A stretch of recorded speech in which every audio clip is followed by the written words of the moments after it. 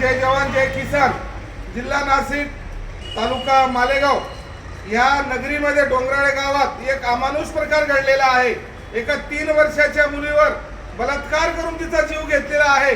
त्या हरामखोर विजय खैरनारला लवकरात लवकर फर्स्ट ट्रॅकवर घेऊन फाशी देण्यात यावी अशी संपूर्ण रयत सेनेची चाळीसगाव वासियांची मागणी आहे।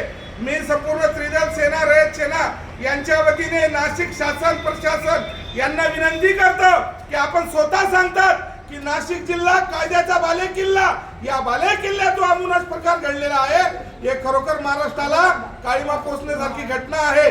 कुठलाही आचार विचार न करता, कुठल्याही पक्षाला बळी न पडता, कुठल्याही समाजाला पाठीमागे न घालता त्या हरामखोर विजय खैरनारला फर्स्ट ट्रॅकवर घेऊन फाशी झाली पाहिजे।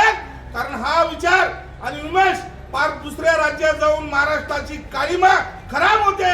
अशा काळीमा खराब करणाऱ्या हरामखोराला आम्हाला लवकरात लवकर फाशी व्हावी अशी आमची संपूर्ण रयत सेनेच्या माध्यमातून शासन प्रशासन दरबारी मागणी आहे।